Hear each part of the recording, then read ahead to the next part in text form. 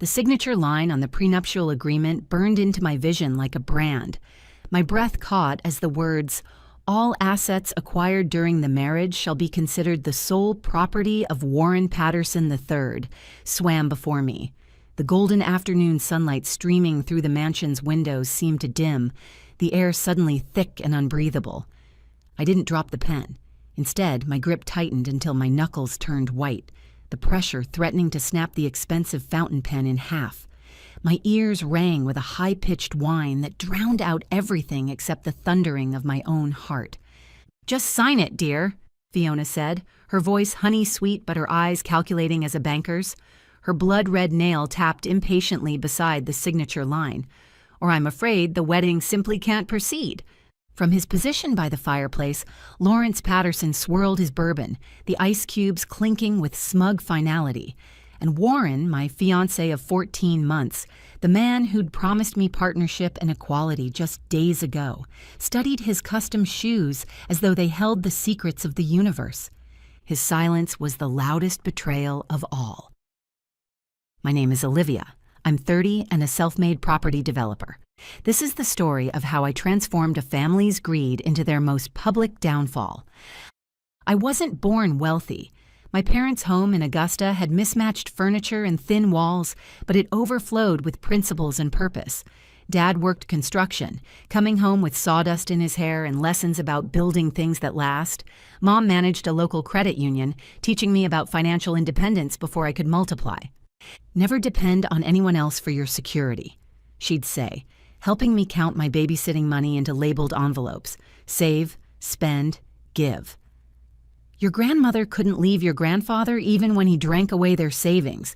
Don't put yourself in that position. My college acceptance letter came with a scholarship that covered tuition but nothing else. While classmates ordered takeout and shopped online, I worked 3 part-time jobs, calculating every dollar against my textbook needs and rent.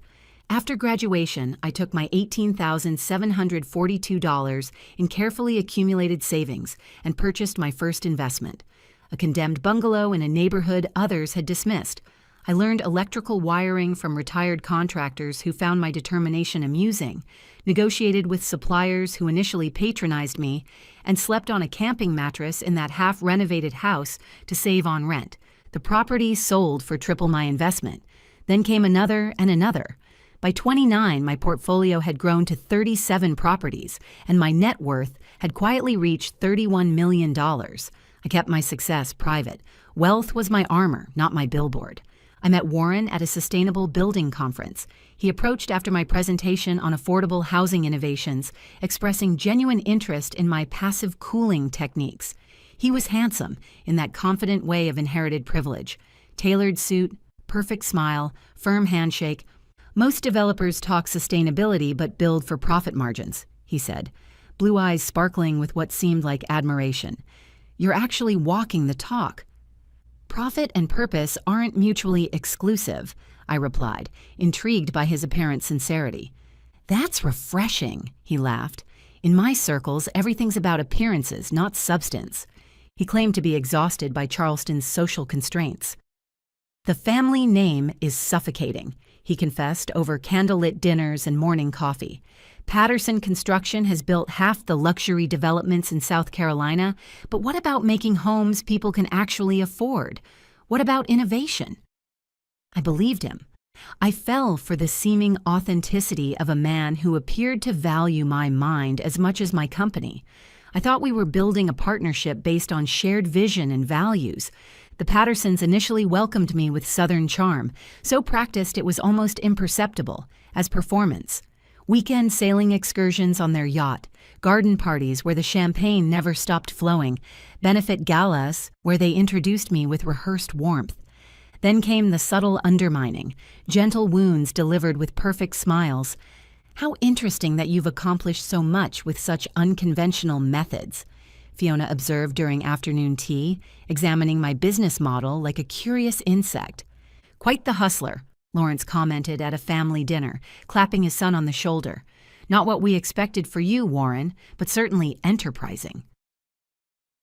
Warren's sister, Victoria, tipsy at their summer estate.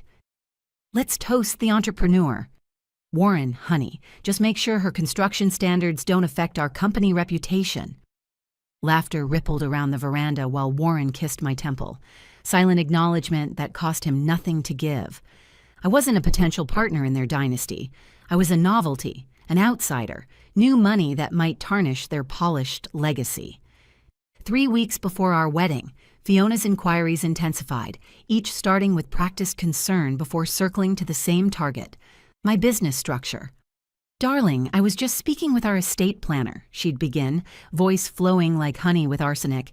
"He mentioned some fascinating tax advantages for family-held businesses." "How exactly is your company incorporated? Are your properties held in separate LLCs?" Then Warren began echoing his mother's questions. "We should integrate our finances before the honeymoon," he suggested casually while reviewing floral arrangements, "for efficiency and future planning." My instincts, the same ones that had built my empire from nothing, flashed urgent warnings. This wasn't about building a life together. This was about absorption. So when Fiona positioned that prenup before me, the betrayal stung but didn't surprise me. This wasn't a marriage agreement. It was a corporate acquisition. The elegant calligraphy at the top of the document, Patterson Family Trust Prenuptial Agreement, blurred as I scanned the clauses, my mind processing it like a hostile takeover contract. Clause 8.3 delivered the final insult. "In the event of marital dissolution, Olivia Carter hereby waives all rights to spousal maintenance, support, or any claim to assets held by the Patterson family, regardless of her contribution to their appreciation." I carefully set the document down and looked directly at Warren. "Did you approve this?" My question was soft but deliberate, hanging between us like suspended glass. He shifted uncomfortably. "It's just legal formality, Liv. My parents insist on protecting the family interests. A formality that means anything I build becomes yours, that I'm entitled to nothing? I maintained perfect composure. Is that your understanding of partnership?" His gaze finally met mine, beseeching. "Please, just sign it. Why create conflict?" In that crystallizing moment, the illusion dissolved completely. Before me sat not my equal partner, but a man bound to his family's expectations, too weak to choose differently. He wasn't my future. He was their instrument, and his allegiance was never in question. I made my decision with absolute clarity. I didn't argue. I didn't plead. Instead, I offered what they never anticipated, apparent agreement wrapped in professional courtesy. "I understand the importance of this," I said calmly, returning the document. "I'll need my attorney to review it, of course." Fiona's tension visibly eased. Lawrence nodded approvingly. Warren exhaled with relief, misinterpreting my composure for acquiescence. They believed they'd secured their victory. They had no conception that the battle was already decided. That evening, I didn't indulge in anger. In my downtown loft, a converted warehouse I'd renovated myself, I made one phone call. "Marcus," I said when my lawyer answered, "activate contingency firewall. Immediately." Through the night, we transferred every asset, company shares, property deeds, investment accounts, cash reserves, into an ironclad trust under my exclusive control, legally unreachable by any future spouse or in-laws. Then I made one final call. "Hello, Isabel. It's Olivia Carter," I said pleasantly to our wedding coordinator. "I need to adjust my attendance for Saturday." Confusion colored her voice. "Your attendance?" "Olivia, you're the bride." "Yes," I confirmed. "Please mark me as attending as a guest." The wedding day dawned flawless. Charleston at its most magnificent, light filtering through ancient oak trees draped with Spanish moss. The historic cathedral downtown gleamed with white orchids and Charleston's finest, dressed in designer labels and family heirlooms. After preparing in my own apartment, I drove myself to St. Philip's Church, arriving precisely as the musicians began the processional melody. Not in a white gown with an heirloom veil, but in a tailored ivory suit that whispered, "I am not your acquisition." As I walked confidently down the side aisle to claim a seat in the middle row, murmurs followed me like wind through tall grass. 300 pairs of eyes tracked my movement, expressions morphing from confusion to realization as comprehension dawned. Fiona spotted me first. her practiced composure fracturing as she rushed toward me, pearls bouncing against her silk blouse. "What are you doing?" she demanded through a frozen smile. "What is the meaning of this display?" I smiled serenely and presented the immaculate, unsigned prenuptial agreement. "I'm attending as a witness, not a participant," I replied, my voice carrying just far enough for nearby guests to hear. The terms were sign it or no wedding. I chose no wedding. Color drained from her face as Lawrence approached, having witnessed the disturbance from his position near the altar where Warren stood, visibly panicking as whispers reached him. "You ungrateful upstart," Lawrence growled, his composure slipping beneath his country club tan. "After we welcomed you into our family, you create this scene?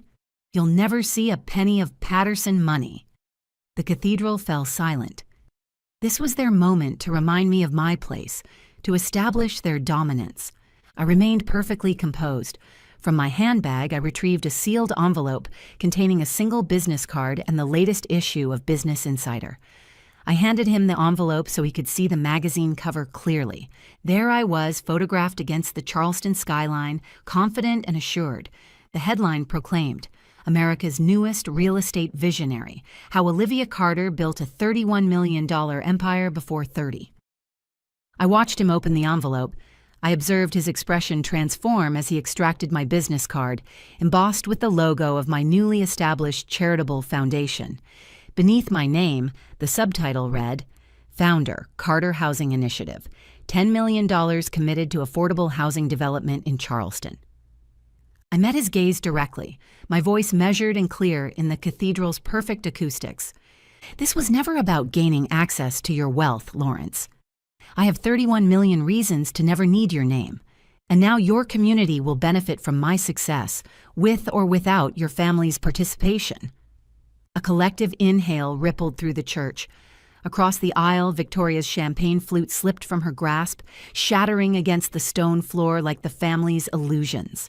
Warren remained frozen at the altar, looking less like a groom and more like an heir who'd just watched his inheritance vanish. Their certainty evaporated, replaced by the dawning realization that they'd tried to trap a lioness, thinking she was a house cat. I didn't remain for their recovery. With dignity intact, I walked back up the aisle and through the heavy oak doors. Outside, the Charleston sunlight embraced me as I took my first truly free breath in months. Satisfaction mingled with the bittersweet recognition of what I'd thought was partnership. Later that evening, in the sanctuary of my loft, my phone illuminated with Warren's increasingly desperate messages. "Olivia, we need to talk. This is a misunderstanding. I love you. My parents are devastated. They're blaming me for everything. The foundation announcement is all over social media." I read each message without emotion, recognizing the words of a man mourning a missed opportunity rather than a lost love. He wasn't remorseful for the betrayal. He was sorry for the consequences, sorry he'd failed to secure the acquisition his family had planned. With methodical precision, I blocked every Patterson number: Warren, Fiona, Lawrence, Victoria. Each tap felt like severing another thread that had attempted to bind me. It wasn't revenge, it was reclamation. 3 weeks later, my attorney confirmed that all wedding contracts had been formally terminated. Warren had withdrawn his proposal through legal channels, ending any remaining obligations related to the ceremony. The formal dissolution of our engagement was complete. Documented, signed, and filed, removing any legal connection between us. The chapter was conclusively closed, exactly as I had orchestrated. In retrospect, I know my decision was unquestionably right. My hands were steady that day, not from courage, but from absolute certainty. The betrayal delivered unexpected justice. They wanted my assets, but all they received was public humiliation. I retained my dignity, my independence, and my $31 million, and something more valuable. I secured my mother's legacy of independence. The woman who taught me to label my first savings envelopes would be proud of the daughter who refused to be labeled as someone else's acquisition. So I have to ask you, what would you have done? Would you have signed away your autonomy for what you believed was love? Or would you have walked away, head high, as I did? Before you go, here's a quick bonus for sticking around. If you love learning and growing like I do, you need to try audiobooks. I've got an exclusive deal with Audible. Your first month is completely free. That's access to over 500,000 titles, zero cost to you. All the details are waiting in the description. Don't miss this one.